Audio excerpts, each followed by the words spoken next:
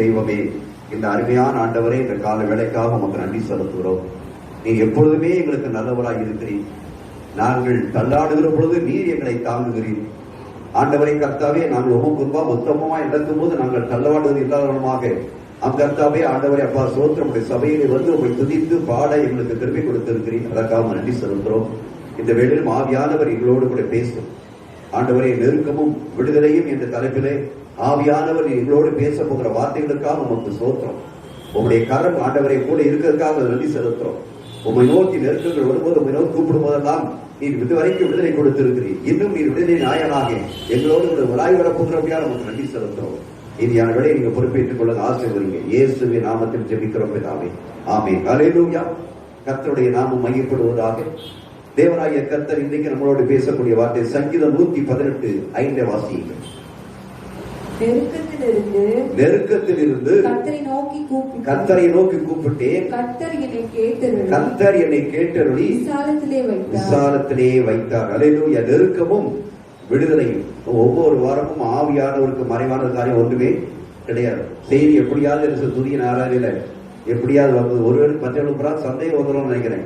ஏன்னா இந்த செய்தி ப்ரிப்பேர் பண்ணி வச்சிருக்கிறத வந்து அவங்க பார்த்துட்டு தான் துதிய நாராயண நடத்திடலாம்னு சொல்லி உங்களுக்கு சந்தேகம் வரும். அப்படி சந்தேகம் வந்து அந்த சந்தேகத்தை தெரிஞ்சிங்க தூர எடுத்துருங்க. ஹல்லேலூயா. தேவன் நமக்கு நல்லவராகவே இருக்கிறார். ஹல்லேலூயா. Praise the Lord. அங்கே சொல்லுகிறான் சங்கீதக்காரனாகிய தாவீது, நெருக்கத்தில் இருந்து கர்த்தரை நோக்கி கூப்பிட்டேன். நெருக்கம் என்ன, கடந்த நாட்கள் உட்கார்ந்து இருக்கும் போது நெருக்கத்தை குறித்து ஆவியானவர்கள் இடையில சிந்திக்க வைத்தார். இன்னைக்கு இந்த உலகத்துல ஒவ்வொரு மனுஷனுடைய வாழ்க்கையிலையும் எது இருக்குது? நெருக்கம் இருக்குது. நெருக்கம் எந்த வழியிலேயாவது ஒரு நெருக்கம். நெருக்கம் இல்லாத வாழ்க்கை இந்த உலகத்துல யாருக்கு செய்யாது கிடையாது. அந்த நெருக்கங்கள் வரும்போது நம்முடைய வாழ்க்கையில் நம்ம என்ன செய்யணும் சொன்னா அப்படியே துவண்டு போயிருந்தோம். துவண்டு போறது மட்டுமல்ல, என்ன செய்வது என்று சொல்லி அறியாமல் அந்த நெருக்கத்தின் மத்தியில இனி நான் வாழ்வதா அல்லது சாவதா, இப்படிப்பட்டதான ஒரு முடிவை நோக்கி ஓடுகிற இந்த உலகம் ஒன்று இருக்கிறது. ஆனால் ஆண்டவராய் இயேசு கிறிஸ்துவினுடைய ஆராதிக்கிற தேவனுடைய பிள்ளைகளுக்கும் நெருக்கங்கள் உண்டு. நெருக்கங்கள் வரத்தான் செய்யும். ஆனால் அந்த நெருக்கத்தின் மத்தியில மட்டும் யாரை மட்டும் பார்க்க வேண்டும்? நமக்காக சிலுவையிலே அடிக்கப்பட்டு ரத்தத்தை சிந்தி எவ்வளவோ பயங்கரமான நெருக்கத்தில் இருந்து நமக்கு ஒரு விடுதலையை வாங்கி கொடுத்திருக்கிறாரே, அந்த இயேசுவை என்ன செய்ய வேண்டும்? பார்க்க வேண்டும். அவரை நோக்கி என்ன செய்ய வேண்டும்? கூப்பிட வேண்டும். என்று சொன்னா அவர் அப்படிப்பட்ட நெருக்கத்தில் இருந்துதான் என்ன செய்திருக்கிறார்? அவர் மரித்து உயிரோடு எழுந்திருக்கிறார். ஆகல அவருக்கு இல்லாத ஒரு நெருக்கம் நம்முடைய வாழ்க்கையில் ஏற்படல. ஆகல அவருக்கு நெருக்கங்கள் இருந்ததனால அவர் விடுதலை பிதாவின் மூலமாக விடுதலை பெற்றது போல இந்த பூமியிலே அவருடைய ஜனங்களுக்கு இருக்கக்கூடிய எல்லா நெருக்கங்களில் இருந்து அவர் விடுதலை கொடுக்க வேண்டும் என்று விரும்புகின்றார். அந்த விடுதலைக்காக அவர் என்ன செய்கிறார்? என்னை நோக்கி கூப்பிடு என்று சொல்லுகின்றார். ஹல்லேலூயா. Praise the Lord. அருமையான தேவனுடைய பிள்ளைகளே, நெருக்கத்தில் இருக்கின்ற பொழுது யாரை நோக்கி கூப்பிட வேண்டும்? கர்த்தரை நோக்கி கூப்பிடுங்கள். ஹல்லேலூயா. பிரைஸ். சங்கீதக்காரனுடைய வாழ்க்கையில நீங்கள் அநேக காரியங்களை பார்ப்பீர்கள் சொன்னால் அநேக காரியங்கள் அவருடைய வசனத்தை உங்களுக்கு சொல்லுகிறேன், குறித்து வைத்துக் கொள்ளுங்கள். 2 சாமுவேல் 22 அதிகாரத்தை 7 வசனத்தை குறித்து வைத்துக் கொள்ளுங்கள். சங்கீதம் 18:6 குறித்து வைத்துக் கொள்ளுங்கள். சங்கீதம் 121 குறித்து வைத்துக் கொள்ளுங்கள். சங்கீதம் 81:7 குறித்து வைத்துக் கொள்ளுங்கள். இதை எல்லாவற்றையும் நீங்கள் பார்ப்பீர்கள் சொன்னால் அங்கு அவன் செல்லுகின்ற காரியங்களை நீங்கள் பார்க்க முடியும். இப்பொழுது சங்கீதம் 18:6 வாசியுங்கள்.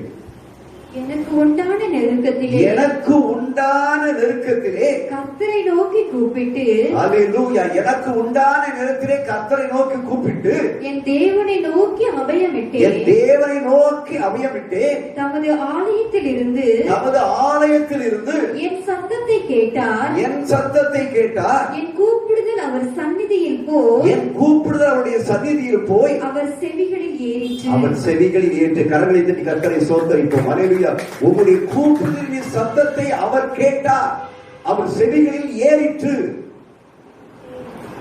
நான் நெருக்கத்திலே, அவர் சொல்கிறார், எனக்கு உண்டான அந்த நெருக்கத்தின் மத்தியிலே,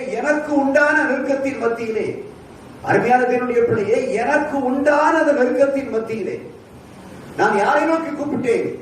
கர்த்தரை நோக்கி கூப்பிட்டேன். அருமையான தேவனுடைய பிள்ளையே, அவனுடைய வாழ்க்கையை நாம் பார்ப்போம் என்று சொன்னால், தாவீதுடைய வாழ்க்கையை பார்ப்போம் என்று சொன்னால், நீங்கள் அவருடைய வாழ்க்கை எப்படி அந்த நெருக்கங்கள் வருகிறது, நீங்கள் 1 சாமுவேல் 16ஆம் அதிகாரத்தில் இருந்து நீங்கள் பார்ப்பீர்கள் என்று சொன்னால், அப்பொழுதுதான் அவருடைய வாழ்க்கை ஆரம்பிக்கின்றது. 1 சாமுவேல் 16ஆம் அதிகாரத்தில் 13வது வசனத்தை நீங்கள் வாசிப்பீர்கள் என்று சொன்னால், வாசியுங்கள். அப்பொழுது சாமுவேல் தைல கொம்பை எடுத்து அவனை அவன் சகோதரன் நடுவிலே அபிஷேகம் பண்ணினார். அந்நாள் முதற்கொண்டு கர்த்தருடைய ஆவியானவர் தாவீதின் மேல் வந்து இறங்கினார். சாமுவேல் எழுந்து ராமாவுக்கு போய்விட்டார். பாருங்க, இப்போ இந்த தாவீதுக்கு சாமுவேல் என்ன செய்கிறார்? தீர்க்கதரிசியால் சாமுவேல் தாவீதை என்ன செய்கிறார்? அபிஷேகிக்கிறார். என்னைக்கு அவன் அபிஷேகத்தை பெற்றுக் கொண்டாரோ, இந்த தாவீதை என்னைக்கு சாமுவேல் அபிஷேகித்தாரோ, இந்த அபிஷேகித்த கூடிய இந்த நாளில் இருந்து, அந்த வேளையில் இருந்து அவருக்கு என்ன ஆரம்பித்தது? நெருக்கம் ஆரம்பித்தது. நல்லா கவனிச்சுக்கணும். அந்த தாவீதுக்கு நெருக்கங்கள் ஆரம்பித்தது என்று சொல்லி பார்க்க 1 சாமுவேல் 16ல தான் அந்த அவன் தாவீது அபிஷேகம் பண்ணப்படுகிறான். இந்த அபிஷேகம் பண்ணப்பட்ட பிறகு நீங்கள் 1 சாமுவேல் 17ஆம் அதிகாரத்தில் 20வது வசனத்தை நீங்கள் பார்ப்பீர்கள் என்று சொன்னார். வாசியுங்கள். தாவீது அதிகாலையில் எழுந்து ஆடுகளை காவலாளி வசமாய் விட்டு ஈசாய் தனக்கு கற்பித்தபடியே எடுத்து கொண்டு போய் ரதங்கள் இருக்கிற இடத்திலே வைத்தான். சேனைகள் அணி வகுத்து நின்று யுத்தத்திற்கென்று ஆர்ப்பரித்தார்கள். அபிஷேகம் பண்ணப்பட்டு விட்டான் தாவீது. இப்ப அபிஷேகம் பண்ணப்பட்ட அவனுடைய நெருக்கம் வருகிறது. இந்த நெருக்கத்துக்காக அங்கே ஒரு சூழ்நிலை உருவாகுவதை பார்க்கிறோம். தன்னுடைய சகோதரர்களுக்கு அவன் செய்யக்கூடிய காரியத்தை செய்வதற்காக தகப்பன் கட்டளையிடுகின்றார். கட்டளையுடைய தாவீது அதிகாலையில் இருந்து ஆடுகளை காவலாளி வசம் விட்டு ஈசாய் தனக்கு கற்பித்தபடியே எடுத்துக்கொண்டு போய் ரதங்கள் இருக்கிற இடத்தில் வந்தான். இந்த ரதங்கள் எங்கே இருக்கின்றது? பெலிஸ்தரோடு கூட யுத்தம் பண்ணுவதற்காக இருக்கக்கூடிய அந்த கூட்டத்தின் மத்தியிலே அங்கே இவன் யார் வருகிறார்? தாவீது வருவதை பார்க்கிறோம். அபிஷேகம் பண்ணப்பட்ட பிறகு அங்கே ஒரு நெருக்கத்தை அவன் சந்திக்க ஒரு சூழ்நிலையை பார்க்கிறோம். நீங்கள் தொடர்ந்து இன்னொரு வாசிப்பீர்கள் என்று சொன்னால், அல்லேலூயா, அதே 28வது வசனத்தை வாசியுங்கள். அந்த மனுஷரோடே அவன் பேசிக் கொண்டிருக்கிறதை அவன் மூத்த சகோதரனாகிய எலியா கேட்டபொழுது அவன் தாவீதின் கோபம் கொண்டு, நீ இங்கே வந்தது என்ன? வனாந்திரத்தில் உள்ள அந்த கொஞ்ச ஆடுகளை யார் வசமாய் விட்டாய்? யுத்தத்தை பார்க்க அல்லவா வந்தாய்? உன் துணிகரத்தையும் இருதயத்தின் அலங்காரத்தையும் நான் அறிவேன்.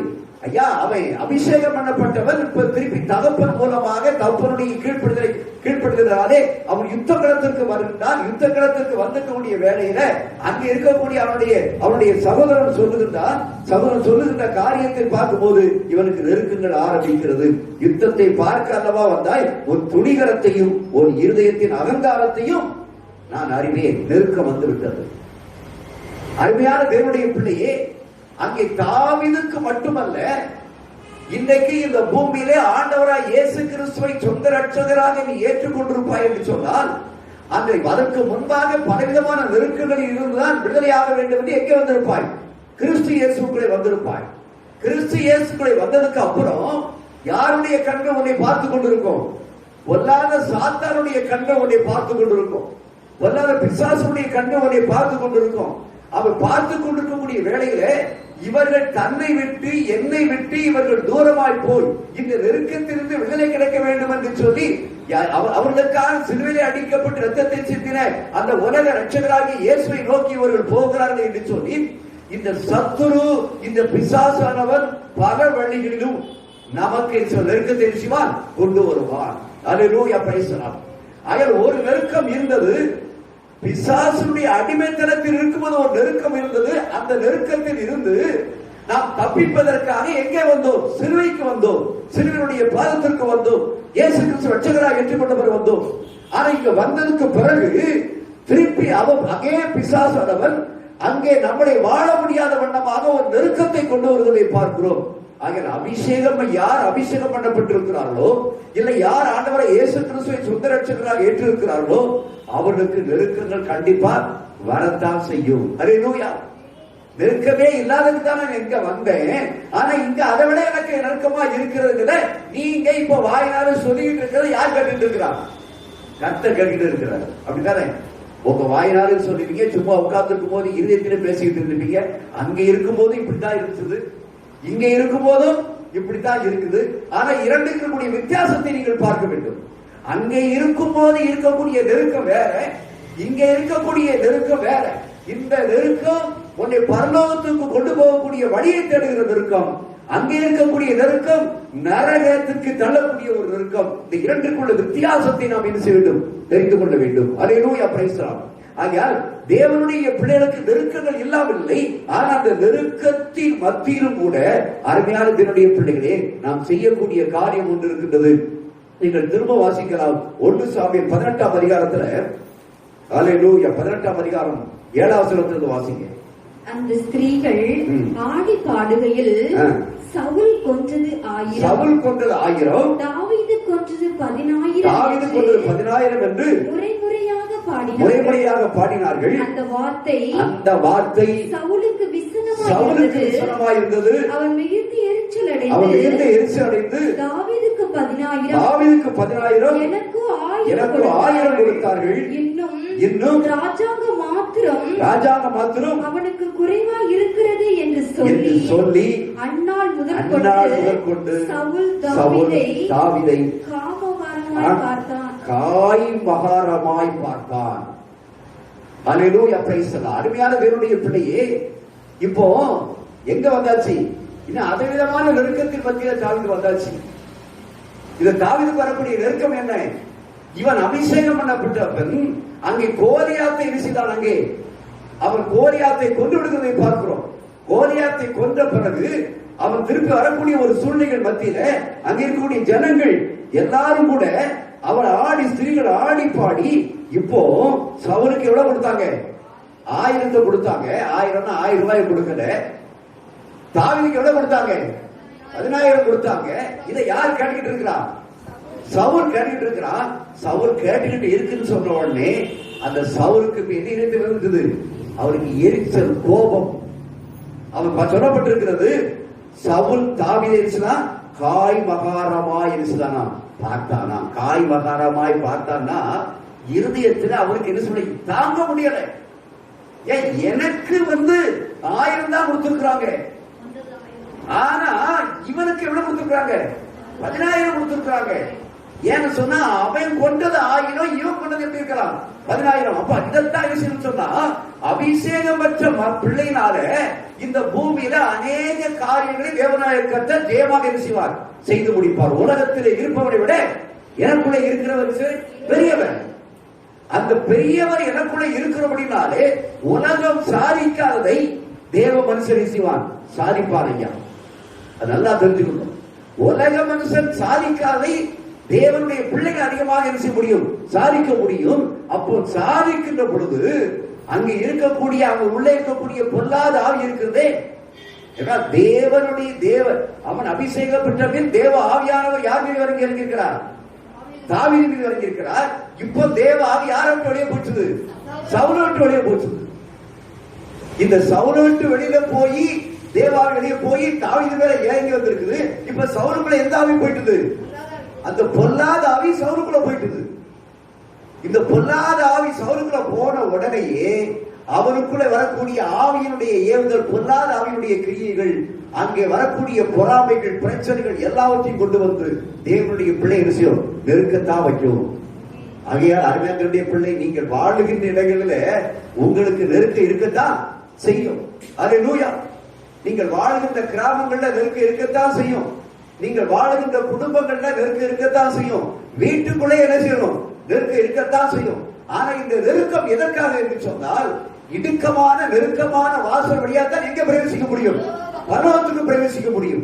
ஆக இந்த நெருக்கங்கள் வரும்போதெல்லாம், உலக நெருக்கங்கள், பிரச்சனைகள் வரும்போதெல்லாம் நாம் யாரை பார்க்க வேண்டும்? சிலுவையை பார்க்க வேண்டும். அல்லேலூயா.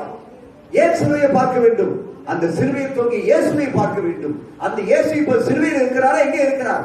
அவர் பரலோகத்தில் இருக்கிறார். அந்த பரலோகத்தில் இருக்கக்கூடிய அறிவர் பரிசுத்த ஆவியானவரை அனுப்பி இருக்கிறார். இந்த பரிசுத்த ஆவியானவர் எங்கே இருக்கிறார்? நமக்குள்ள எப்படி தாவீது மீது தேவ அபிஷேக ஆவியானவர் இருக்கிறாரோ அந்த பரிசுத்த ஆவியானவர் யார் மீது இருக்கிறார்? நமக்குள்ளே அவர் இருக்கிறார்.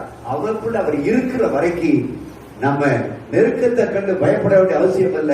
அவர் மூலமா அவரை நோக்கி கூப்பிடு. அல்லேலூயா, பிரைஸ் தி லார்ட். அருமையானவர்களே, இப்படிப்பட்ட நெருக்கத்திலே அவன் வந்து கொண்டிருக்கக்கூடிய ஒரு காரியத்தை பார்க்கிறோம். அதே இதிலே 17 வசனத்தை வாசிக்கிறோம். 11ல திருப்பி ஒரு நெருக்கம் ஏற்படுத்து பாருங்க. அப்பொழுது சவுல் தாவீதை சுவரோடே சேர்த்து உருவ குத்தி போடுவேன் என்று ஈட்டி அவன் மேல் எறிந்தான். ஆனாலும் தாவீது விலகி 2 தரம் அவனுக்கு தப்பினான். அல்லேலூயா. அருமையான தேவனுடைய பிள்ளை, அபிஷேகம் பெற்ற பிள்ளைக்கு இப்ப என்ன வருது? அபிஷேகம் பெற்ற பிள்ளை, அபிஷேகம் பெற்ற தாவீது யுத்தத்தில் ஜெயிச்சிட்டான். ஆனா யுத்தத்துல ஜெயிச்சதுக்கு அப்புறம் இங்க இருக்கக்கூடிய ஒரு பொல்லாத ஆவியுடைய நெருக்கம் கொடுக்குது. இப்ப அது நெருக்கம் மட்டுமல்ல, அங்கே சொல்லக்கூடியது தாவீதை சுவரோடு சேர்த்து உருவே குத்தி போடுவேன் என்று சொன்னான். கடைசி எங்க வரான்? கொலைக்கு வரான். நெருக்கம் எப்படி வருது? சும்மா கிடந்த வீட்டுல உட்கார்ந்து இருந்த தாவீது அவன் தகப்பன் பார்த்த வேலை எங்க அனுப்புறான்? அவருடைய சகோதரரை பார்த்து அனுப்பினான். சகோதரரை பார்த்து அனுப்பியிருக்கக்கூடிய வேலையில அங்க ஒரு நெருக்கம், அதுக்கப்புறம் திருப்பி நெருக்கம். இந்த நெருக்கத்தின் மத்தியில, சவுலுடைய நெருக்கத்தின் மத்தியில இப்ப அவனை கொலை பண்றதுக்கு பார்க்கிறான். இப்படிப்பட்ட நெருக்கங்களை எல்லாவற்றையும் யார் சகித்துக் கொண்டு வருகிறார்? தாவீது சகித்துக் கொண்டு வருகிறாங்க. இந்த நெருக்கத்தின் மத்தியில தாவீது சகித்துக் கொண்டு வருவதற்கு காரணம் சொன்னா அவன் மேல தேவ ஆவியானவர் இருந்தார். அல்லேலூயா. தேவ ஆவியானவர் மேல இருந்ததுனால எத்தனை விதமான சூழ்நிலை ஏற்பட்டாலும் சரி, என்று சொன்னால் ஆவியானவர், பரிசுத்த ஆவியானவர் நமக்கு நடக்க ஆலோசனை சொல்லுகிற ஆவியானவராக இருக்கிறார். நடக்கக்கூடிய வழிகளை செய்வர் போதிக்கிற ஆவியானவர் இருக்கிறார். தேவ ஆவி தாவீது மீது இருந்ததுனால இந்த சவுல் இவனை கொல்ல வேண்டும் என்று சொல்லி, இவனை எப்படியாவது சாகடிக்க வேண்டும் என்று சொல்லக்கூடிய சூழ்நிலைகள் மத்தியில ஆவியானவர் இந்த தாவீதை தப்பித்துக் கொண்டு வருவதை பார்க்கிறோம். ஆக நெருக்கம் இருக்கும்போது யாரு கூட இருக்கணும்? பரிசுத்த ஆவியானவர். இந்த பரிசுத்த ஆவியானவர் கூட இருந்தாருன்னா வரக்கூடிய நெருக்கங்கள் வந்துதான் இருக்கும், எதிரி வந்துதான் இருப்பான். அப்படிப்பட்ட சூழ்நிலைகள் மத்தியில நம்மை தப்பிவித்து நம்மை பாதுகாக்கக்கூடிய ஒரு ஞானத்தை கொடுக்கக்கூடிய ஆவியானவர் நம்ம கூட இருப்பார் என்று சொன்னால் இந்த நெருக்கத்தில் நமக்கு என்ன செய்ய முடியும்? விடுதலை செய்ய முடியும், பெற்றுக்கொள்ள முடியும். அல்லேலூயா. ஆயிரம் அருமையான தேவனுடைய பிள்ளைகளே, அதே அதிகாரத்தில் 17வது வசனத்தை வாசியுங்கள்.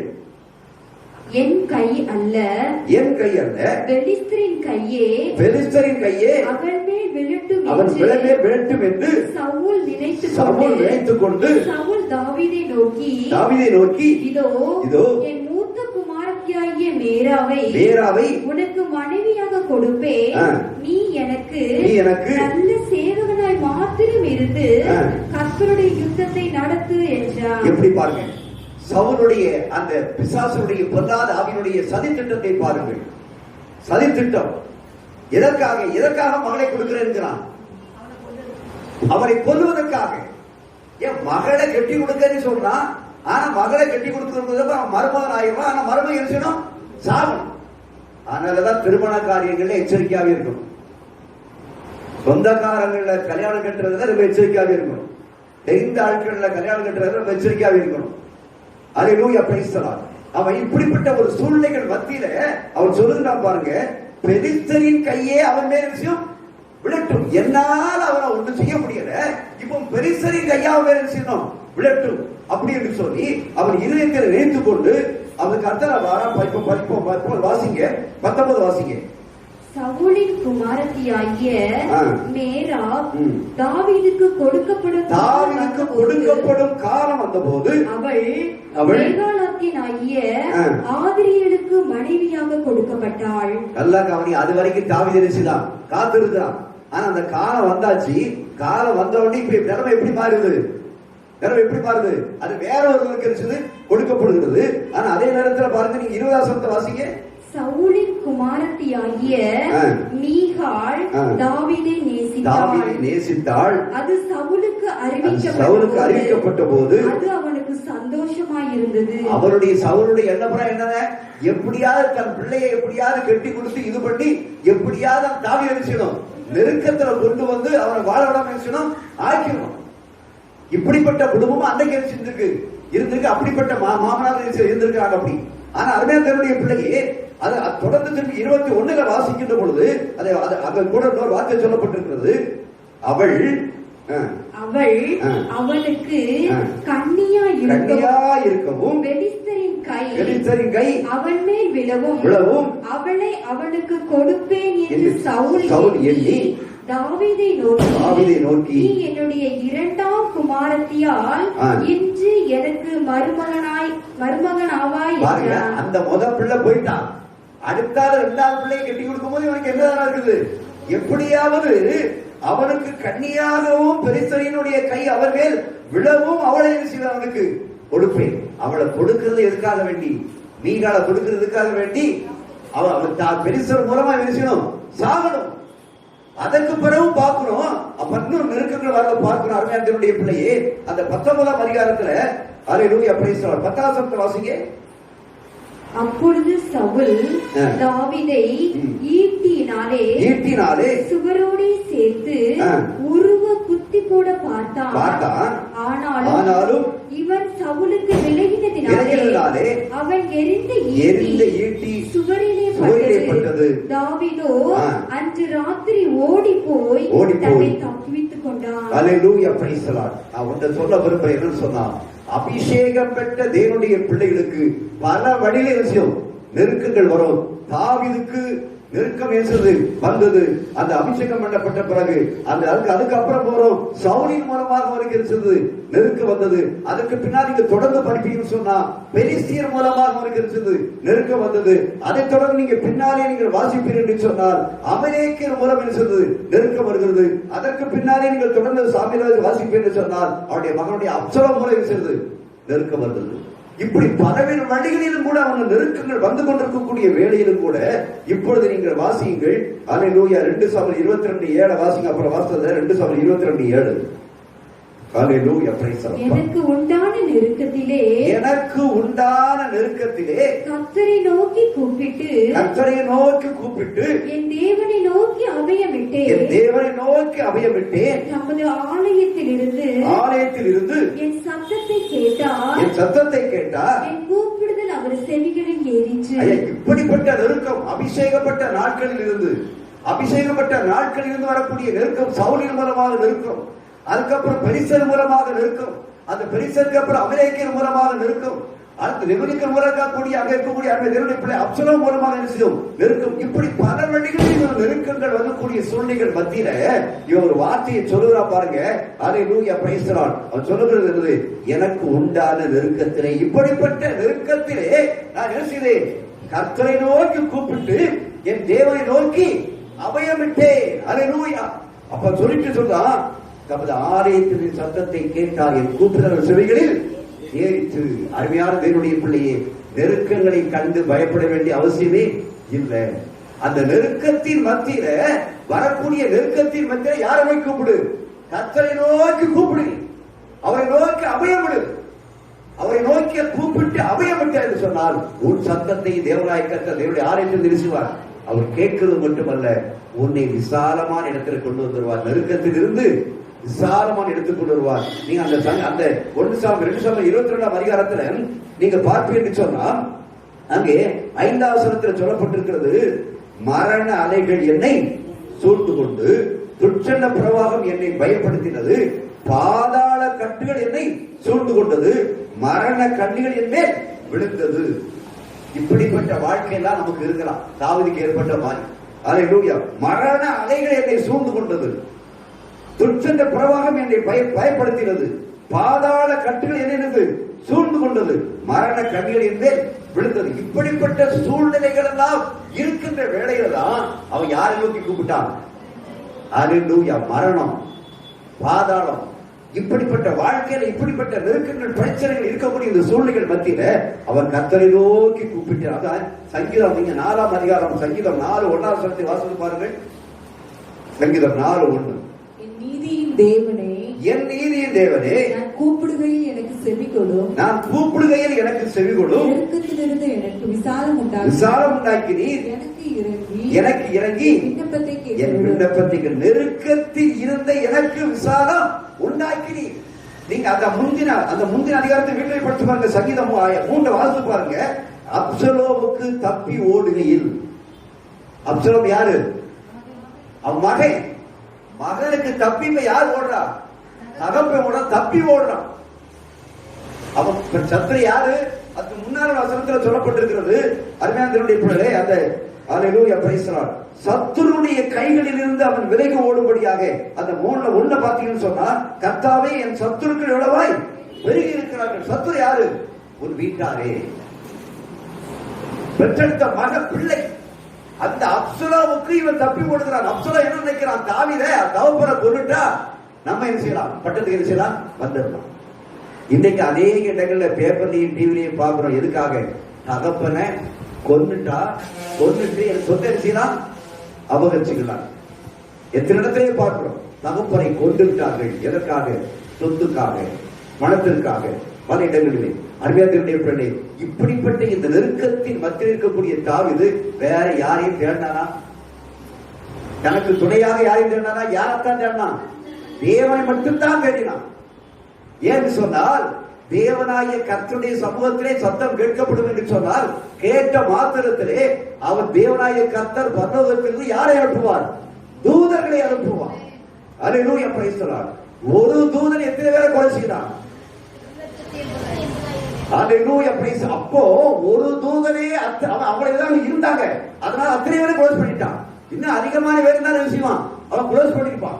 அப்போ ஒரு தூதனே அப்படி லட்சக்கணக்கான பேர்களை அவன் தள்ளுகின்ற பொழுது, நமக்காகிய தேவனாகிய கர்த்தர் வைராக்கியம் கொண்ட தேவனாய் இருக்கிறபடினாலே நம்முடைய வாழ்க்கையில் வரக்கூடிய எல்லா நெருக்கங்களுக்கும் என் தகப்பன் இயேசுவை நோக்கி பார்த்து கதறி அழுது கூப்பிடுகிற பொழுது அங்கே இந்த தூதனை அனுப்புவார். தூதனை அனுப்புகிற மாத்திர நமக்கு ஒரு பெரிய பாதுகாப்பு. போகக்கூடிய பிரயாணத்தில் நெருக்க இருக்கலாம், வீட்டுகளில் நெருக்க இருக்கலாம், இல்ல வரக்கூடிய பழகினத்தில் நெருக்க இருக்கலாம், எங்க வேணாலும் நெருக்க இருக்கலாம், நம்ம விளையாடுற இடத்துல நெருக்க இருக்கலாம்.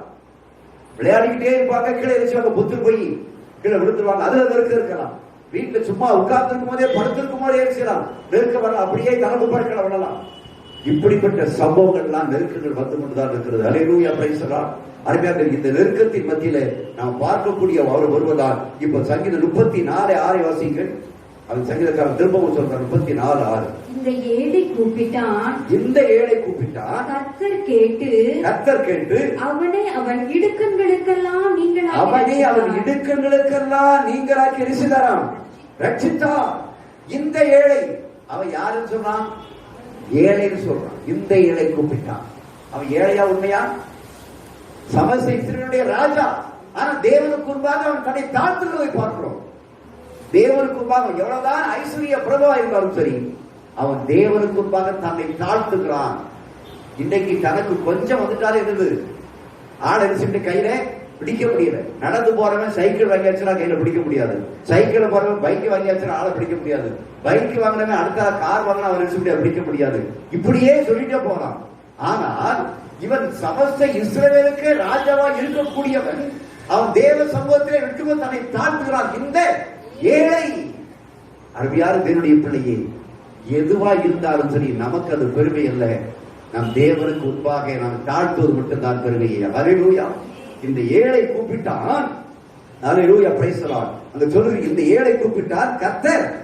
அப்ப கர்த்தர் ஏழைகளுக்கு இறங்குகிறார். ஏழைகளுக்கு அப்ப ஏழை என்று சொன்னால் ஒன்றும் இல்லாதவன் என்று சொல்லுங்கல்ல, தேவனுக்கு முன்பாக தன்னைத்தானே எவ்வளவு தாழ்த்துகிறானோ, பெருமைப்படுத்தாமல் இருக்கிறானோ, ஒரு ஏழை எப்படி இருக்கிறான்? ஒரு ஏழையை போல அவன் தன்னை தாழ்த்துகிற வேளையில தேவனாகிய கர்த்தருடைய கரம் சென்று இறங்கி இருக்கிறது. நேரத்தை அதிகமா நல்ல ஒரு ஸ்கிரிப்ட போட்டாங்க. எல்லாருமே பெரிய பெரிய ஆட்கள் தான். அந்த லேடிஸ் காலேஜில் ஒர்க் பண்ணக்கூடியவங்க, ஸ்கூல்ல ஒர்க் பண்ணக்கூடியவங்க, மற்ற பெரிய பெரிய ஆட்கள் தான். நல்ல ஸ்கிரிப்ட் போட்டாங்க. அது இருக்கிறையே அதிகமான நல்ல உயர்ந்த படிப்பு படிக்கக்கூடிய அந்த சகோதரி வேலைக்காரி வேஷம் போட்டாங்க. இந்த வேலை தோட்டத்துல பார்க்கக்கூடிய வேலைக்காரியுடைய வேஷம், வேலைக்காரனுடைய வேஷத்தை போட்டு அந்த இடத்துல அவங்க ராஜாத்தி மாதிரி உட்கார்ந்துட்டு இருக்காங்க. ஒரு ஆளு அப்படியே கூலிங் கிளாஸ் போட்டு இது பண்ணி சேர்ந்து உட்கார்ந்துட்டு இருக்காங்க. அவங்களுக்கு முன்பாக வந்து பேசிக்கொண்டு திருப்பி அந்த ராஜாக்கு முன்னாடி நடக்க நடக்க இந்த வேலைக்காரி நினைச்சுதான் அப்படியே இவங்க உயர்ந்த படிப்பு படித்தவர்கள் அந்த அந்த அந்த அந்த டீச்சருக்கு முன்னால காலக்களை விழுந்து ஓடி ஓடி பிடிக்கக்கூடிய காட்சியா, ஓடி ஓடி அந்த ஸ்டேஜ்ல ஓடி ஓடி காலை பிடிச்சு பிடிக்கக்கூடிய காட்சி. இதெல்லாம் சாதாரணமா யாருடைய மனசு இருந்துச்சு? அதுக்கு முன்னாடி கேட்டா எனக்கு இந்த இந்த இந்த இந்த இந்த இந்த பாத்திரம் எனக்கு வேண்டாம் தான் சொல்லுவாங்க. ஏன்னா அவன் அந்த அளவுக்கு கிறிஸ்துவுக்குள்ளே தன்னை தாழ்த்துகிற அருமையான சகோதரி. அந்த சகோதரியில் 5 பிரேயர் பாயிண்ட்ஸ் கொடுத்தாங்க. 5 பிரேயர் பாயிண்ட்ஸ். தன்னை குறித்து எது பெருமைப்படுத்தக்கூடிய ஒரு காரியம் அல்ல, நடக்கக்கூடிய சம்பவங்களை புறாத்தி அப்படியே அந்த போட்டு அந்த இதுல திரையில போட்டு விட்டு பார்த்து 5 பிரேயர் பாயிண்ட்ஸ்லயே அவங்க வடிச்ச கண்ணீர் அது இருக்கக்கூடிய பிள்ளைகள் வடிச்சிருக்க மாட்டாங்க. ஏனால் தேசம் அவ்வளவு நெருக்கத்தில் இருக்கிறது, நாடு அவ்வளவு நெருக்கத்தில் இருக்கிறது, ஜனங்கள் அவ்வளவு நெருக்கத்தில் இருக்கிறார்கள். அந்த நெருக்கத்தில் இருக்கக்கூடிய அந்த சூழ்நிலைக்கு மத்தியில கதறி கண்ணீர் விட்டு தேவ சமூகத்தில் கூப்பிடக்கூடிய ஒரு காட்சி தான் இன்றைக்கு பார்க்க வேண்டுமே தவிர தனக்கு இருக்கக்கூடிய பெருமை அல்ல, தனக்கு இருக்கக்கூடிய படிப்பு அல்ல, தனக்கு இருக்கக்கூடிய ஆசை அல்ல. இந்த ஏழை கூப்பிட்டான். அருமையானவருடைய பிள்ளை அந்தஸ்து என்பதல்ல, என் தேவ சமூகத்துக்குமாக எவ்வளவு நம்மை தாழ்த்தி ஒப்புக் கொடுக்கிறோமோ ஒப்பு கொடுக்க தேவ சமூகத்திலே கதறி அழ அழ என் தேவனாய கர்த்தர் அந்த அழகின் சத்தத்தை கேட்டு தேவனாய கர்த்தர் நீரூற்றை திறந்தது போல நம்முடைய கண்களிலும் நீர் வடியும் என்று சொன்னார். நெருக்கங்கள் வரும்போது, சோதனைகள் வரும்போது தனக்காக மட்டுமல்ல தன் பிறருக்காகவும் நோக்குவாராக. தனக்கு நெருக்கம் வரும்போது மட்டுமல்ல, எந்த மனுஷனுடைய நெருக்கத்திற்கும் நாம் தேவனுக்கு முன்பாக கதறி அழக்கூடிய கதறி கூப்பிடக்கூடிய பிள்ளைகளாய் காணப்பட வேண்டும். அல்லேலூயா. அருமையான தேவனுடைய பிள்ளையே, அது மட்டுமல்ல, நீங்கள் பார்ப்பீர்கள் சொன்னால் அல்லேலூயா சங்கீதம் 18ஆம் அதிகாரத்துல அந்த 4வது வசனத்தை 5வது வசனத்தை நீங்கள் வாசிப்பீர்கள் சொன்னால் அவன் சங்கீதக்காரன் மரண கட்டுகள் என்னை சுற்றி கொண்டது துச்சன பிரவாகம் என்னை பயப்படுத்தினது பாதாள கட்டுகள் என்னை சூழ்ந்து கொண்டது மரண கண்ணிகள் எனக்கு உண்டான நெருக்கத்திலே. அல்லேலூயா. அருமையான இவ்வளவு பெரிய நெருக்கத்தின் மத்தியிலும் கூட கர்த்தரை ஒரு சுபாவம் அவருக்கு இருந்த போல நமக்கும் என்ன செய்ய வேண்டும்? காணப்பட வேண்டும். அல்லேலூயா. Praise the Lord. இரண்டாவதாக யோனாவை பற்றி பார்க்கலாம். யோனாவுக்கு வரக்கூடிய நெருக்கத்தின் மத்தியில அவன் செய்யக்கூடிய காரியங்களை பாருங்கள். அல்லேலூயா. Praise the Lord. யோனா 1ஆம் அதிகாரம் 17ஆம் வசனத்தை வாசிக்கலாம். யோனாவை விழுங்கும்படி ஒரு பெரிய மீனை கர்த்தர் ஆயத்தப்படுத்தியிருந்தார். அந்த மீன் வயிற்றிலே யோனா ராப்பகல் 3 நாள் இருந்தார். இப்போ பார்க்கிறோம், யோனாவுக்கு மிகப்பெரிய ஒரு நெருக்கம். இப்ப நெருக்கத்துல எங்கேயும் போயிட்டான், மீனுக்குள்ள போயிட்டான். மீனுக்குள்ள போனா எப்படி இருக்கும்? சுவாசிக்க முடியுமா? அவன் இப்ப நெருக்கிறது உலகத்தையே தான். உலகமே அவனை விட்டு போயிட்டது. உலகத்துல எல்லாம் பார்த்துட்டு இப்ப அத்தனையும் பார்க்க வேண்டாம். பயங்கரமான நெருக்கத்திற்குள்ளே, மீனுடைய வயிற்றுக்குள்ளே, ஒரு சிறையிருப்புக்குள்ளே அவன் போயிட்டான். இப்போ அந்த அவருக்கு வரக்கூடிய நெருக்கத்துக்கு காரணம் என்ன? அவன் கீழ்ப்படியாமை. ஐயா, தாவீதுக்கு வந்த நெருக்கத்துக்கு காரணம் என்ன? அவன் அபிஷேகம் பண்ணப்பட்டதுனால. அந்த 2 பாயிண்ட் வித்தியாசம் பார்க்கணும். அபிஷேகம் பண்ணப்பட்டவனும் நெருக்கப்பட்டான். ஆனால் இவன் கீழ்ப்படியாமையினாலும் யோனா தான் நெருக்கப்படுகிறான். இப்ப கீழ்ப்படியாமையில் வரக்கூடிய யோனாவுக்கு வரக்கூடிய நெருக்கம் உலகமே அவருக்கு எப்படி காணப்படுது? இருளா போச்சு. உலகத்தை பார்க்க முடியாத அளவுக்கு உலகமே இருளா போய், அந்த உலகமே இருளா போய் இப்ப மீனுக்குள்ள இருக்கிறான். இப்ப வெளி உலகத்தையே பார்க்க முடியல. வெளி உலகத்தையே பார்த்துக்கிட்டு இருந்தவன், வெளி உலகத்தையே பார்த்து ஓடிக்கிட்டு இருந்தவன் இப்ப எங்க போய் உட்கார்ந்து இருக்கிறான்? மீனுடைய வயிற்றுக்குள்ள போய் உட்கார்ந்து இருக்கிறான். அவ்வளவு நெருக்கப்பட்டு உட்கார்ந்து இருக்கும் போதுதான் அவன் சொல்லுகிற அருமையான தேவனுடைய பிள்ளைகளே, 2ஆம் அதிகாரம் 2வது வசனத்தை வாசிங்க. என் நெருக்கத்தில் நான் கர்த்தரை நோக்கி கூப்பிட்டேன், அவர் எனக்கு உத்தரவு அருளினார். பாருங்க, முதல் வசனத்தில் சொல்லுகிறது, அவன் மீனின் வயிற்றிலிருந்து யோனா தன் தேவனாகிய கர்த்தரை நோக்கி விண்ணப்பம் பண்ணினான்.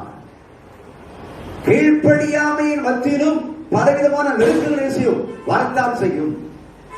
அபிஷேகம் பெற்ற மனுஷனுக்கும் நெருக்கம் வரத்தான் செய்யும்.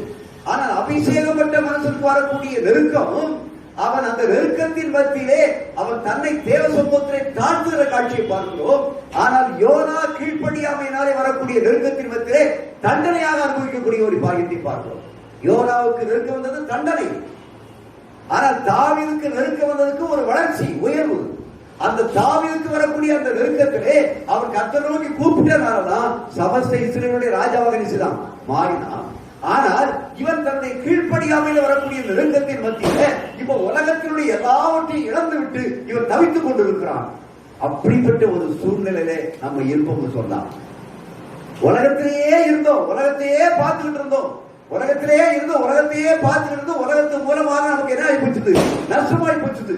இப்படிப்பட்ட நஷ்டத்துக்கு பதில் அந்த பல வழிகளும் நெருக்கங்கள், பல வழிகளும் பல விதமான நெருக்கங்கள், சூழ்நிலைகள். எங்க போனாலும் நெருக்கம், யாரை பார்த்தாலும் என்ன செய்யுது? நெருக்கமா இருக்கு.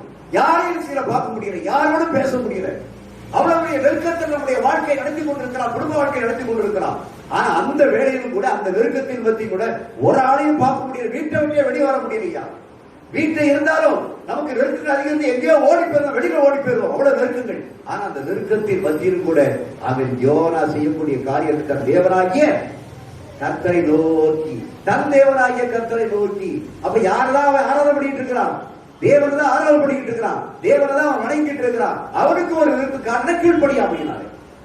அந்த கீழ்ப்படியாக வரக்கூடிய நெருக்கத்தை அவன் அறிந்தவராக, நான் என் நெருக்கத்தில் கர்த்தரை நோக்கி கூப்பிட்டேன், அவர் எனக்கு உத்தரவினார், நான் பாதாளத்தின் வயிற்றிலிருந்து கூப்பிட்டேன். இங்க இருக்கிறான், பாதாளத்தினுடைய வயிற்றிலிருந்து அவன் கூப்பிடுகிறான்.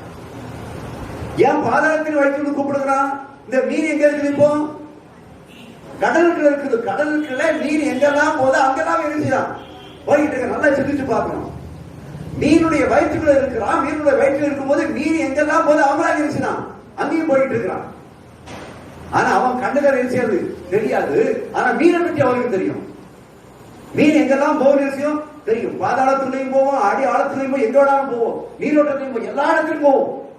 இப்போ அவன் சொல்றான், அவன் நான் பாதாளத்தின் வயிற்றிலிருந்து கூக்குரட்டேன், நீர் சத்தத்தை கேட்டீர். அர்த்தம் சொல்றான், சமுத்திரத்தின் நடுமயமாகிய ஆழத்திலே நீர் என்ன இருக்குது? தள்ளிவிட்டீர்னால் அந்த மீன் போதாக்க. அந்த மீன் அனுப்புறது யாரு? கர்த்தர் அனுப்புனார். இப்ப நீர் அங்க கொண்டு விட்டீரப்பா சொல்லிட்டு சொல்றான், ஆகிலும் இன்னமும் உம்முடைய பரிசுத்த ஆலயத்தையே நோக்குவேன். அல்லேலூயா. நீ எங்கதான் என்ன கொண்டு போனாலும் சரி, ஆனா உங்களுடைய பரிசுத்த ஆலயத்தை மட்டும் நோக்காம இருக்க மாட்டேன், உம்மை நோக்கி கூப்பிடாம இருக்க மாட்டேன். அதனால உம்மை ஒரு நாள் விஷயம் மதிக்கவே, நீ எங்க வேணாலும் நீ கொண்டு போனாலும் சரி, நான் உப்பத்தான் பார்ப்பேன். இது கொண்டு போறதுக்கு காரணம் என்ன? நான் தான் காரணம். நான் கீழ்ப்படியல, நான் உங்க சொந்த கேட்கல, உங்களுடைய வார்த்தையை நான் என்ன ஏற்றுக்கல. அதனால நீ எங்க கொண்டு போனாலும் சரி, நான் உம்மை விட்டு தூரவே போக மாட்டேன். அருமையான தேவனுடைய பிள்ளைகளுடைய வாழ்க்கையில இப்படிப்பட்ட அனுபவம் நமக்கு காணப்பட வேண்டும். எவ்வளவு நெருக்கங்கள், எவ்வளவு சோதனைகள், எவ்வளவு பிரச்சனைகள் ஏற்பட்டாலும் சரி, எங்க ஏற்பட்டாலும் சரி, வீட்டுக்குள்ள ஏற்பட்டாலும் சரி, வெளியில ஏற்பட்டாலும் சரி, அந்த வேளையில என் கர்த்தரை விட்டு நான் ஒரு நாள் என்ன செய்ய மாட்டேன், தூரமே போக மாட்டேன்.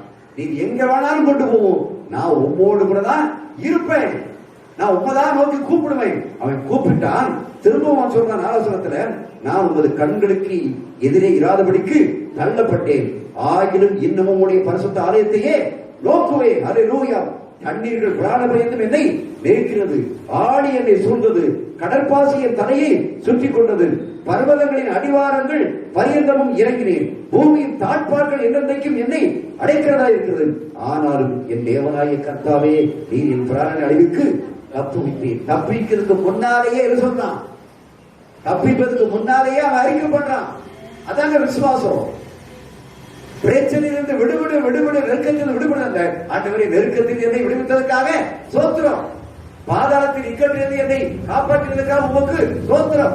ஆண்டவரே, இந்த பிரச்சனையில் இருந்து, இந்த கடன் பிரச்சனையில் இருந்து, இந்த நெருக்கத்தில் இருந்து, இந்த சூழ்நிலை இருந்து நீர் என்னை காப்பாற்றினதற்காக உமக்கு சோத்திரம். என் தேவநாயகத்தை எதை பார்க்கிறாரு? வாய் உள்ளத்தின் இருதயத்தின் ஆழத்திலிருந்து வரக்கூடிய விசுவாச வார்த்தையை பார்க்கிறார். என் மகன், என் மகா காப்பாற்று கத்தல, ஆனா என்னது, என்னை காப்பாற்றினதுக்காக உமக்கு சோத்திரம். கர்த்தர் மீன் அனுப்பினாலே அவன் நினைச்சிட்டான், கர்த்தர் என்னை காப்பாற்றினார் நினைச்சான். அல்லேலூயா. சமுத்திரத்துல விழுந்திருக்குது, மீன் வாயில் எட்டப்பட்டு போகாம இருந்தா அவன் சூழ்நிலை என்ன? அவன் மரணத்தை சந்திக்கக்கூடிய ஒரு சூழ்நிலை இருக்கும். ஆனால் என் தேவனாகிய கர்த்தர் என்னை அந்த ஆடியில் இருந்தும், அந்த கடற்பாசியில் இருந்தும், அந்த பாதாளத்தில் இருந்தும், அந்த மரணக்கட்டில் இருந்தும் என் தேவனாகிய கர்த்தர் என்னை காப்பாற்றினார். பூமியின் தாழ்பாள்கள் என்றென்றைக்கும் என்னை அடைக்கிறதா இருந்தது.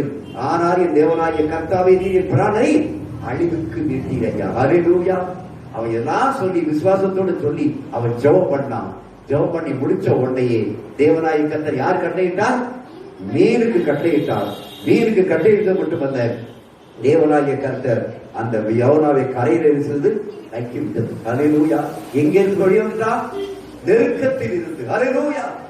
அவன் நம்முடைய விசுவாசம் உள்ள ஒரு ஜெபம் பிணியாளியை ரட்சிக்கும். விசுவாசம் உள்ள ஜெபம் ஒரு மனுஷனுடைய வாழ்க்கையை உயர்த்தும். எவ்வளவு நெருக்கடி இருந்தாலும் சரி, எவ்வளவு பிரச்சனை இருந்தாலும் சரி, தேவனுடைய ஆண்டவராய் இயேசு கிறிஸ்துவால் ரட்சிக்கப்பட்ட தேவனுடைய பிள்ளைகளுக்கு எவ்வளவு நெருக்கடி இருந்தாலும் சரி, அந்த நெருக்கடியின் மத்தியில வீட்டு அறையை விட்டு வெளி தெருவுக்கு அந்த நெருக்கடியில் சொல்றது வரக்கூடாது. வீட்டு அறையை விட்டு அந்த நெருக்கடியினுடைய அந்த சுவாசங்கள், அதனுடைய வாசல்கள் எங்க வைக்கக்கூடாது? வெளியில தெருவுக்கு வரக்கூடாது. தெருவுக்கு வராம எங்கதான் இருக்கணும்? வீட்டுக்குள்ள, அறை வீட்டுக்குள்ள கதவை பூட்டிக்கிட்டு, ஆண்டவரே இந்த நெருக்கத்தில் இருந்து என்னை விடுவித்ததுக்காக உமக்கு சோத்திரம் ஆண்டவரே, இந்த பிரச்சனையிலிருந்து என்னை விடுவித்ததுக்காக உமக்கு சோத்திரம் ஆண்டவரே, இந்த சத்துருடைய கையிலிருந்து என்னை விடுவித்ததுக்காக சோத்திரம் என்று சொல்லி ஒரு உள்ளத்தின் ஆழத்தில் இருக்கக்கூடிய விசுவாசம் உள்ள ஜெபத்தை என் தேவனாகிய கர்த்தர் பார்க்க விரும்புகிறார். ஹல்லேலூயா. யாரை நம்பி இருக்கிறார்? என்னை நம்பி நீ வாழ்க்கை நடத்துகிறாயா, இல்ல உலகத்தை நம்பி வாழ்க்கை நடத்துகிறாயா என்று அவர் சோதித்து பார்க்க விரும்புகிறார். ஆகிய யோனாவுடைய வாழ்க்கையில் ஏற்பட்டது இவன் கீழ்ப்படியாமையினாலே அவன் நெருக்கத்திற்கு போனான். தாவீது அபிஷேகம் பண்ணப்பட்ட நெருக்கத்துக்கு போனான். ஆனா அவனுடைய காரியம் அங்கே அவன் சமஸ்த இஸ்ரவேலுக்கு ராஜாவாக மாற்றப்பட்டான். ஆனால் இவர் நெருக்கத்தில் இருக்கிற இவரை தேவனாகிய கர்த்தர் விடுதலை ஆக்கிறார். பிள்ளைகளே, அப்படியே உட்கார்ந்த இடத்தில் அப்படியே காண்போம். ஹல்லேலூயா. Praise the Lord. 2 நாளாகமம் 15ஆம் அதிகாரம் 4ஆம் வசனத்தை வாசியுங்கள். ஹல்லேலூயா. Praise the Lord. 2 நாளாகமம் 15ஆம் அதிகாரம் 4ஆம் வசனம். தங்கள் நெருக்கத்திலே இஸ்ரவேலின் தேவனாகிய கர்த்தரிடத்திற்கு திரும்பி அவரை தேடின போது அவர் அவர்களுக்கு வெளிப்பட்டார். ஹல்லேலூயா. தேவனுடைய ஆவியாகிய அசரியாவின் மேல் இறங்கினபடினாலே ஆசாவுக்கு எதிர்கொண்டு வந்து சொல்லக்கூடிய அந்த காரியத்தை அவன் பார்க்கிறோம். அருமையான தேவனுடைய பிள்ளைகளே, அங்க சொல்லப்பட்டிருக்கிறது, தங்கள் நெருக்கத்திலே இஸ்ரவேல் தேவனாகிய கர்த்தரிடத்திலே திரும்பி அவரை தேடின போது அவர் அவர்களுக்கு வெளிப்பட்டார். ஹல்லேலூயா. கர்த்தர் யாருக்கு வெளிப்படுத்தாருங்க? அவரை தேடுகிற பொழுது. நெருக்கத்துல யாரை தேடணும்? அவரை தான் தேடணும். நெருக்கம் வந்தாச்சுன்னு இன்னொருத்தரை போய் தேடக்கூடாது. நெருக்கம் வந்தாச்சுன்னு பக்கத்து வீட்டுக்காரனை தேடக்கூடாது. நெருக்கம் வந்தாச்சுன்னா யாரை போய் தேடு? கர்த்தரை தேடு. ஆனா நம்ம யாரை போய் தேடுறோம்? அங்க போனா முடியுமா, இங்க போனா முடியுமா, அப்படி போனா முடியுமா, இப்படி போனா முடியுமா தான் பாக்குறோம். நெருக்கத்தின் மத்தியில உனக்கு விடுவிக்கக்கூடிய ஆண்டவர் தேடு. என் தேவனாகிய கர்த்தர். அது மட்டுமல்ல, நீங்கள் பவுலும் சீலாவுடைய வாழ்க்கையை நீங்கள் பார்ப்பேன்னு சொன்னால் அப்போஸ்தலர் 17ஆம் அதிகாரத்தில் விடுதலை படித்து பாருங்கள். 18-26 வரைக்கும் அந்த பவுலுக்கும் சீலாவுக்கும் ஏற்பட்ட நெருக்கத்தின் மத்தியில அவர்கள் யாரை நோக்கி கூப்பிட்டார்கள்? கர்த்தரை நோக்கி கூப்பிட்டார்கள். ஐயா, ஹல்லேலூயா. அவருக்கு வரக்கூடிய பவுலுக்கும் சீலாவுக்கும் நெருக்கடி தொழுவத்திலே கட்டப்பட்டார்கள். எதற்காக? ஆண்டவராய் இயேசு கிறிஸ்துவுடைய நாமத்தை சொல்லி அற்புத அடையாளங்களை செய்ததற்காக. ஆண்டவராய் இயேசு கிறிஸ்துவுடைய நாமத்தை சொல்லி ஆண்டவர் இயேசு கிறிஸ்துவை ஜனங்களுக்கு சொல்லி அவர்களுக்கு விடுதலை கொடுத்ததற்காக, விடுதலை வாங்கி கொடுத்ததற்காக அவர்கள் கட்டப்பட்டார்கள். ஆக நெருப்பு இந்த வழியிலே வரும், அபிஷேகம் பெற்றனாலே வரும், கீழ்ப்படியாமலே வரும், கர்த்தருடைய சுவிசேஷத்தை அறிவிக்கிறதுனால விஷயம் நெருக்கங்கள் வரும். கர்த்தருடைய சுவிசேஷத்தை இயேசுவை ரட்சகர் என்று சொல்லுகிற அந்த ரட்சகர் அறிவித்தாரே, அவர் எனக்காக மரித்தார், எனக்காக விடுதலை கொடுத்தார் என்று சொல்லி சொல்லக்கூடிய சுவிசேஷத்தை சொல்லுகின்ற பொழுது நெருக்கங்கள் வரும். ஆனா அந்த நெருக்கத்தின் மத்தியில பவுலும் சீலாவும் எப்படி கட்டப்படுறாங்க? தொழுவரத்திலே கட்டப்பட்டார்கள். அந்த தொழுவரத்தில் கட்டப்பட்ட வேலையில் கூட அவர்கள் கர்த்தரை நோக்கி இருக்கிறார்கள், விண்ணப்பம் பண்ணுகிறார்கள், கூப்பிட்டார்கள். ஐயா, கர்த்தரை நோக்கி விண்ணப்பம் பண்ணுகிறார்கள், வேற யாரையும் கூப்பிடல. ஆனால் அவர்கள் ஒன்று பயப்படாமல் இருக்கும்போது தேவ தூதர் அங்கே வருவதை பார்க்கிறோம். அருமையான என்னுடைய பிள்ளையே, ஆகிய இயேசுடைய பிள்ளையா ஊர்ல இருக்கிறதுனால ஊர்லயும் நெருக்க விஷயம் வரத்தான் செய்யும். இது தண்ணி பிடிக்காத என் வீட்டுக்கு உன்னை கூப்பிட மாட்டேன், என் வீட்டுக்கு வராத, அப்படி இப்படின்னு சொல்லக்கூடிய நெருக்கத்தை வரத்தான் செய்யும். ஆனா அந்த நெருக்கத்தின் மத்தியிலும் கூட அந்த நெருக்கத்தை குறித்து யோசிக்காம ஆண்டவரே இந்த நெருக்கத்தை கொடுத்ததுக்காக உமக்கு ஸ்தோத்திரம். அப்படிப்பட்ட சூழ்நிலை நெருக்கம் வந்தா இது நம்மை தேவனாகிய கர்த்தர் பிரித்தெடுக்கிறார். இன்னும் வேறு வேறு ஆசீர்வதிப்பதற்காக நெருக்கத்தை கண்டிருக்கிறது. உலக நெருக்கத்தை கண்டு பயப்படவே கூடாது. ஆகிய நெருக்கத்திலே வருகின்ற பொழுது அவர்கள் தேவனை நோக்கி கூப்பிட்டார்கள். தேவனாகிய கர்த்தர் தூதனை அனுப்பினார். தூதனை அனுப்பி அவர்கள் என்ன விடுவித்தார் என்று சொல்லி பார்க்கிறோம். அல்லேலூயா. ஆகிய அருமையான பிள்ளை, நெருக்கமும் விடுதலையும் தேவனாகிய கர்த்தர் நம்மளோடு கூட பேசி இருக்கிறார். அல்லேலூயா. Praise the Lord. விடுதலை நாயகன் வெற்றியை தருகிறார், எனக்குள்ளே இருக்கிறார், என்னே ஆனந்தம். விடுதலை நாயகன் வெற்றியை தருகிறார், எனக்குள்ளே இருக்கிறார், என்னே ஆனந்தம். அவர் எனக்குள்ள இருக்கிற வரைக்கும், வைராக்கிய வாட்சி உள்ள பரிசுத்த ஆவியானவர் எனக்குள்ள இருக்கிற வரைக்கும் எவ்வளவு நெருக்கம் வந்தாலும் சரி அந்த நெருக்கத்தை குறித்து நான் சந்தோஷப்படுவேன். அல்லேலூயா. Praise the Lord. சந்தோஷமாயிருங்க சந்தோஷமாயிருங்க கூடிய பாடலை ஆவியானவர் பாடினார் அல்லவா? நெருக்கத்தில் மத்தியில் நான் எப்படி இருப்பேன்? சந்தோஷமாயிருப்பேன். அருமையான தேவனுடைய பிள்ளையே, இதனால நீ கலங்காத, இதனால திகையாத, இதனால் நீ பயப்படாத. எந்த நெருக்கம் எங்கே இருந்து வந்தாலும் சரி, ஒருவேளை உன்னுடைய கணவன் மூலமாய் வந்தாலும் சரி, உன்னுடைய தகப்பன் மூலமாய் வந்தாலும் சரி, உன்னுடைய பிள்ளைகள் மூலமாய் வந்தாலும் சரி, உன்னுடைய உற்றார் உறவினர் மூலமாக வந்தாலும் சரி, இந்த ஊர்ல தான் வந்தாலும் சரி, நீ ஒன்றுக்கு பயப்பட வேண்டிய அவசியம் இல்லை. ஆண்டவரே, இந்த நெருக்கத்தை எனக்கு தந்ததற்காக உமக்கு ஸ்தோத்திரம். ஆண்டவரே, இந்த நெருக்கத்தின் மத்தியிலும் என்னை நீ விடுவித்ததற்காக உமக்கு ஸ்தோத்திரம். இந்த பிரச்சனை தீர்த்ததுக்காக உமக்கு ஸ்தோத்திரம். இந்த காரியங்களை நீ வாய்க்கப்பட்டதற்காக உமக்கு ஸ்தோத்திரம் என்று சொல்லி நீ விசுவாசத்தோடு நீ ஜெபிக்கின்ற பொழுது தேவனாகிய கர்த்தர் உன்னுடைய கண்ணீரை காண்கின்றார், உன்னுடைய கூப்பிடுதலை கேட்கின்றார். விசாலமான இடத்திற்கு, நெருக்கமான இடத்திற்கு தேவனாகிய கர்த்தர் விசாலமான இடத்திற்கு கொண்டு வருகிறார். பலவிதமான நெருக்கங்கள் தாவீதுக்கு ஏற்பட்டது. ஐயா, சவுல் மூலமாக ஏற்பட்டது. அல்லேலூயா. Praise the Lord. அவருடைய உடன்பிறப்பு மூலமாக, அவருடைய சகோதரர் மூலமாக நெருக்கம் ஏற்பட்டது. அங்கே அபிமெலேக்கின் மூலமாக நெருக்கம் ஏற்பட்டது. பெரிசர் மூலமாக நெருக்கம் ஏற்பட்டது. தன்னுடைய பெற்றெடுத்த மகன் மூலமாக அப்சலோம் மூலமாக நெருக்கம் ஏற்பட்டது. ஆனால் இவருடைய நெருக்கத்தின் மத்தியிலும் நான் கர்த்தரை நோக்கி கூப்பிட்டேன், அவர் என் சத்தத்தை கேட்டேனால் விசாலமான இடத்திலே கொண்டு வந்து சமஸ்த இஸ்ரவேலின் ராஜாவாக மாற்றினார். யோனாவுக்கு நெருக்கம் வந்தது. அந்த நெருக்கத்தில் அவர் கீழ்ப்படியாமல் வந்த நெருக்கம். அந்த நெருக்கத்தின் மத்தியிலே உலகத்தையே பார்க்க முடியாத விதமாக மீன் வயிற்றுடைய நெருக்கப்பட்டான். பாதாளத்தில் கொண்டு போகப்பட்டான். சமுத்திரத்துடைய நடுமையத்துக்கு கொண்டு போகப்பட்டான். கடல் பாசியுடைய பக்கத்துக்கு கொண்டு போகப்பட்டான். மரண வெடிப்பிலே இருந்தான். ஆனால் அங்கே இருந்து அவன் கேட்டான், ஆண்டவரே, நான் உம்மை விட்டு தூரம் வந்ததுனாலதான் எனக்கு இவ்வளவு நெருக்கம் ஆண்டவர். அதனால ஆண்டவரே, நீர் இந்த நெருக்கத்தில் இருந்து என்னை விடுவித்ததற்காக உமக்கு ஸ்தோத்திரம் என்று சொல்லி அவர் ஜெபம் பண்ண ஆரம்பிச்சான். தேவனாகிய கர்த்தர் அவருடைய ஜெபத்தை, மீனுக்குள்ள இருந்து பண்ணுகிற ஜெபத்தை தேவனாகிய கர்த்தர் கேட்டார். எந்த நெருக்கத்தில் இருந்து பண்ணக்கூடிய ஜெபத்தையும் தேவனாகிய கர்த்தர் கேட்கிறவராக இருக்கிறார். மீனில் வைத்திருந்து பண்ணக்கூடிய ஜெபத்தை என் தேவனாகிய கர்த்தருடைய செவிகளில் ஏற்று என்று சொன்னால், ஏன் என்னுடைய ஜெபம் எங்கே கேட்கப்படவில்லை என்று சொன்னாலே, என் தேவனாகிய கர்த்தர் எங்கே இருந்தாலும், எவ்வளவு நெருக்கத்தில் இருந்தாலும் சரி, நீ ஜெபிக்கிற ஜெபம் அப்படியே கதறி அழுதுட்டு என்னை காப்பதற்காக உமக்கு ஸ்தோத்திரம் என்று சொல்லி, ஆண்டவரே, நான் சாக போறேன் என்று சொல்லாத, இந்த பிரச்சனையை மாட்டிட்டே என்ன செய்ய போறேன்னு சொல்லாத, இந்த பிரச்சனையில் இருந்து நீ என்னை விடுதலை தந்ததற்காக உமக்கு ஸ்தோத்திரம் என்று சொல்லி விண்ணப்பம் பண்ணு. அந்த விசுவாசத்தை தான் தேவனாகிய கர்த்தர் பார்க்க விரும்புகிறார். அந்த ஜெபத்துல என் தேவனாகிய கர்த்தர் மீனுக்கு கட்டளையிட்டார். மீன் வந்து விடுதலை கைக்கிறது. நெருக்கத்திலிருந்து உனக்கு விடுதலை. அல்லேலூயா. பிரச்சனையிலிருந்து விடுதலை, வியாதியிலிருந்து விடுதலை, பல விதமான கடல் பிரச்சனை விடுதலை, எல்லா சூழ்நிலையிலிருந்து என் தேவனாகிய கர்த்தருக்கு விடுதலை கொடுத்தார். அதை எனக்கு தாரும் என்று கேட்பதை விட, ஆண்டவரை என்னை விடுவியும் என்று கேட்பதை விட, ஆண்டவரை இந்த பிரச்சனை என்னை விடுவித்ததற்காக உமக்கு ஸ்தோத்திரம் என்று சொல்லி அவருக்கு பயப்படும் பயத்தோடு கூட விண்ணப்பிக்கின்ற பொழுது கர்த்தர் நமக்கு பெரிய காரியங்களை பெற. அப்போஸ்தலராகிய பவுலும் சீலாவும் அதைத்தான் செய்தார்கள். இயேசுவை அறிவித்ததனால, இயேசுடைய நாமத்தை சொல்லி அநேக அற்புத அடையாளங்கள் செய்ததனால அவர்களை கொண்டு அங்கே தொழுவத்திலே கட்டினார்கள், தொழு மரத்திலே கட்டினார்கள். ஆனால் அவர்களால் ஒன்றும் அவர்கள் வேற ஒன்று செய்யல. அவர்கள் அந்த வேளையில் தேவனை நோக்கி இருக்கிறார்கள், விண்ணப்பம் பண்ணினார்கள். அவர்கள் தேவனாய கர்த்தர் அவர்களை இருக்கிறார் விடுவித்தார் என்று சொல்லி பார்க்கிறோம். அருமையான தேவனுடைய பிள்ளையை, நீ எதை குறித்து கலக்காத, எதை குறித்து யோசிக்காத.